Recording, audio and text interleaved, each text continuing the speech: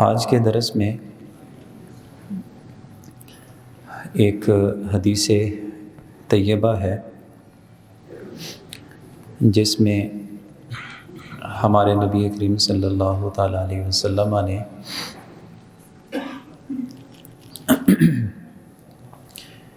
ایک بہترین معاشرہ کیسے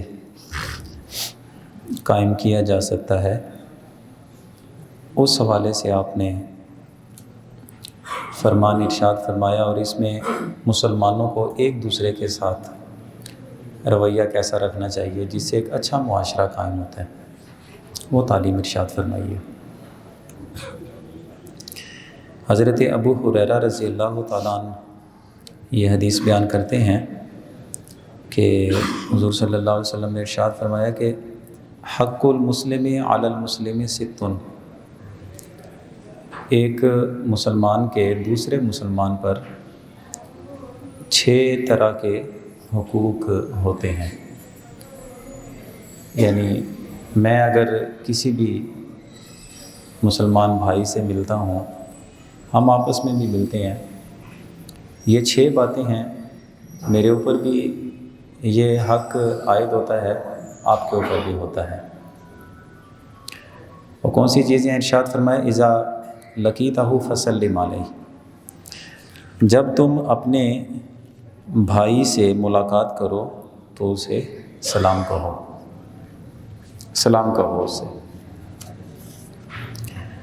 اچھا، ترتیب تو وہی ہے کہ عمر کا چھوٹا بڑے کو سلام کرے گا،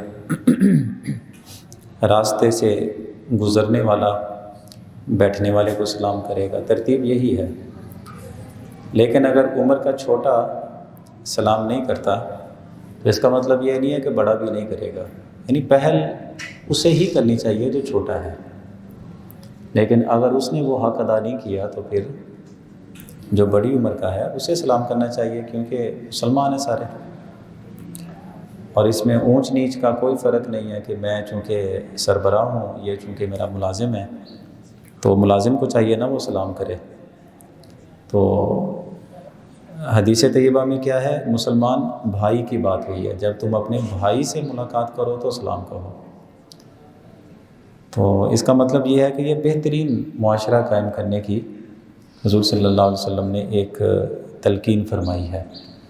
اور جب ہم ایک دوسرے سے سلام کریں تو ایک اور حدیث طیبہ ہے، تو اس کے ساتھ آپ کوشش کریں سلام کیا کریں ایک دوسرے کے ساتھ۔ حضرت انس ابن مالک رضی اللہ تعالیٰ عنہ نے یہ حدیث بیان کی ہے کہ حضور نبی اکرم صلی اللہ علیہ وسلم نے ارشاد فرمایا کہ جب اللہ تعالیٰ کی رضا کے لیے اور اللہ تعالیٰ کی رضا کے لیے ہی محبت رکھنے والے 2 بندے ایک دوسرے کے ساتھ ملاقات کریں تو وہ ملاقات کریں اور حضور نبی اکرم صلی اللہ علیہ وسلم پر درود بھیجیں، تو ان کے ایک دوسرے سے الگ ہونے سے پہلے ان دونوں کے اگلے اور پچھلے گناہ معاف کر دیے جاتے ہیں۔ یعنی آپ مصافحہ کریں، السلام علیکم ورحمۃ اللہ وبرکاتہ، پوری 30 نیکیاں بھی وصول کریں، وہ بندہ بھی آگے سے وعلیکم السلام ورحمۃ اللہ وبرکاتہ، پوری 30 نیکیاں وصول کریں، اور اس کے ساتھ اللہم صلی علی سیدنا و مولانا محمد، بس اتنا سا عمل ہے۔ اس سے کیا ہے؟ حضور نے فرمایا کہ دونوں کے جدا ہونے سے پہلے ان کے دونوں کے اگلے اور پچھلے گناہ معاف کر دیے جاتے ہیں۔ تو یہ بخشش کے ذرائع بھی ہیں اور آپس میں محبت کا ذریعہ بھی ہے۔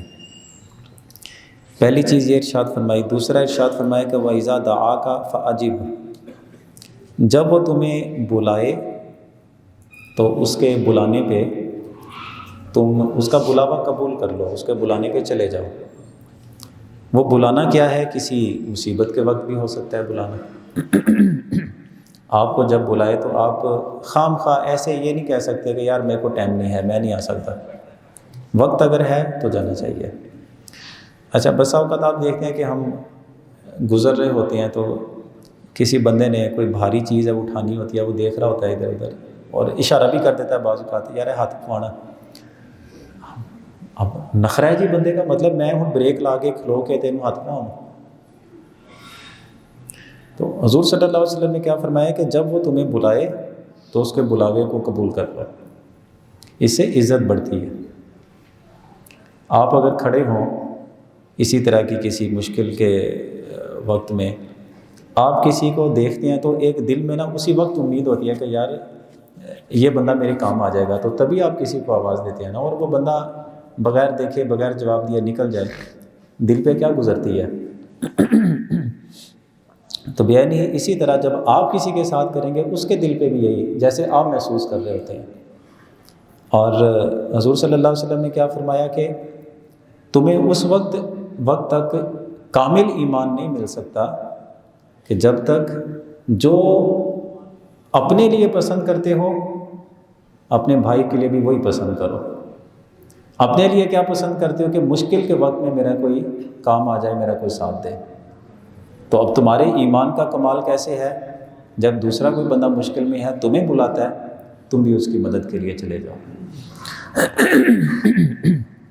تو اس بلانے سے مراد مشکل کے وقت میں بلانا بھی ہو سکتا ہے, اس بلانے سے مراد دعوت بھی ہو سکتی ہے. خاندان میں عام طور پہ جیسے یاروں دوستوں میں بھی دعوت چلتی ہے, کسی نے بلا لیا تو اب یہ سوچنا کہ یار ہمارا سٹیٹس کہاں اور اس کا سٹیٹس کہاں, چلے بھی گئے تھے کھانا کی لبنا کی. اچھا پھر کھانا پوری کے لیے بیٹے کو بھیج دیا جاتا ہے کہ یار تم ہو یا ادھر. ایسا نہیں, جس کو حضور صلی اللہ علیہ وسلم فرماتے ہیں کہ تمہیں بلایا گیا تم اس کے بلاوے کو قبول کرو. تو اسی میں ایک بات میں شامل کر دوں, ولیمے کی دعوت دی جاتی ہے تو یہ بلانے میں یعنی جتنی بھی دعوتیں ہوتی ہیں ولیمے کی دعوت ایسی ہے کہ بلا وجہ اسے چھوڑنا گناہ ہے, اسے قبول کرنا واجب ہے. صرف اس لیے کہ یار 1000 1500 2000 5000 پہ جانا ہے, اچھا یار اسی کہڑا چلنا ہے دن لگے, تو بندے نے چھوڑ دیا اس کو. اللہ کے نزدیک یہ بندہ گناہ گار بھی ہے.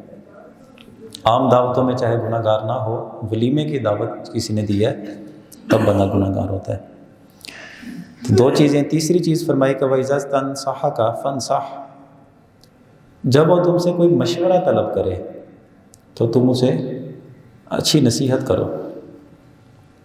مشورہ طلب کیا ہو سکتا ہے, بچی کا شادی کا معاملہ ہے, وہ آپ سے کوئی مشورہ طلب کرتا ہے تو آپ شریکہ ذہن میں رکھ کے یا معمولی سا ذہن میں رکھ کے یار ٹھیک ہے اور بندے بتھیرے نے یار اچھا جی پوچھنا سی سانو ہی پوچھتا ہوں انہوں کا تو بلایا سو. ایسا نہیں, اس نے آپ سے مشورہ طلب کیا ہے تو آپ اس کو اچھی نصیحت کریں. کاروبار کے لیے کسی نے آپ سے مشورہ طلب کیا, اچھی نصیحت کریں. بچے کی تعلیمی معاملات میں کسی نے پوچھا ہے کہ کون سی تعلیم دلوانی چاہیے, آپ اچھا مشورہ لیں. نہیں پتہ آپ اسے کہہ دیں کہ میں اس بارے میں علم نہیں رکھتا. اگر وہ پھر آپ سے کہے کہ یار کسی نے پوچھ ہی لو, تو آپ اسے وقت مانگ لیں اسے کہیں میں کسی جو آپ کا کام ہے کسی میں سیانے بندے سے پوچھ کے پھر آپ کو بتا دوں گا. لیکن اگر کہیں کہ جان چھٹی, یہ معاملہ نہیں ہے. تو ارشاد فرمایا کہ تم سے کوئی اچھا مشورہ طلب نصیحت طلب کرتا ہے تو تم اسے نصیحت کرو. وَإِذَا عَطَسَ فَحَمِدَ اللَّهَ فَسَمِّتْهُ, اگر کسی بندے کو چھینک آئے اور وہ الحمدللہ کہے تو تم اسے اس کی چھینک کا جواب دو. یعنی وہ کہے, چھینک آئے ساتھ ہی کہے الحمدللہ, آپ کہیں یرحمک اللہ, یرحمک اللہ. لفظ یاد نہیں ہوتے, آپ کہیں اللہ آپ پہ مہربانی فرمائے. پھر وہ جس کو چھینک آئی ہے وہ دعا کرے گا یہدیکم اللہ یا یصلح بالکم, یعنی اللہ تمہیں ہدایت دے اور ہمارے حالات درست فرما دے. یعنی دعاؤں کے ساتھ ایک دوسرے کو جواب دینا ہے. اور آگے ارشاد فرمایا وَإِذَا مَرِضَ فَعُدْهُ, اگر تمہارا مسلمان بھائی بیمار ہو جاتا ہے تو تم جا کے اس کا حال پوچھو, بیمار پرسی کرو. اس بارے میں حضور صلی اللہ علیہ وسلم نے ایک جگہ پہ ارشاد فرمایا, حضرت علی بیان کرتے ہیں کہ جو شخص اپنے مسلمان بھائی کی عیادت کے لیے آتا ہے اور وہ مریض کے پاس آ کر بیٹھے تو اللہ کے نزدیک اس بندے کی حیثیت یہ ہوتی ہے جیسے وہ جنت میں باغوں میں جا کے وہ پھل چن رہا ہو. اللہ کے نزدیک اس بندے کی حالت یہ ہوتی ہے. اور فرمایا کہ جب وہ بیٹھ جاتا ہے تو اس پہ اللہ کی رحمتیں سایہ کر لیتی ہیں. اگر وہ بیمار کا حال پوچھنے کے لیے صبح کے وقت جائے تو شام تک 70,000 فرشتے اس جانے والے کے لیے دعائے مغفرت کرتے ہیں. اور اگر وہ شام کے وقت گیا تو فرشتے شام کو آتے ہیں, صبح تک اس کے لیے دعائے مغفرت کرتے ہیں. 70,000 فرشتے اس بندے کے لیے. اب آپ اندازہ لگائیں کہ یہ عادتیں جو میں عرض کر رہا ہوں, یہ عادتیں میرے اور آپ کے اندر پائی جائیں, ہمارے علاقے میں کتنا امن آ جائے گا, کتنی محبت پھیل جائے گی.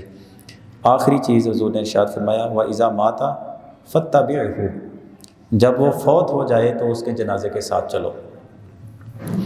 تو اس کے بارے میں حضرت ابو ہریرہ نے حدیث بیان کی, حضور صلی اللہ علیہ وسلم نے فرمایا کہ جو شخص جنازے کے ساتھ شریک ہو حتیٰ کہ نماز جنازہ پڑھے اور نماز جنازہ پڑھ کے واپس آ جائے, تو فرمایا حضور نے کہ اس کے لیے 1 قیرات ثواب ہے.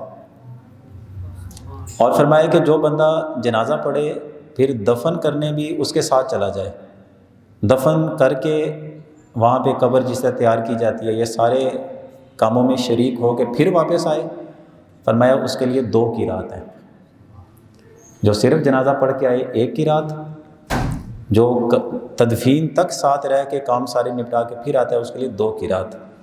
صحابہ کرام نے پوچھا حضور یہ قیرات کیا شے ہوتی ہے؟ تو ایک حدیث میں ہے کہ قیرات سے مراد ایک بہت بڑا پہاڑ ہے.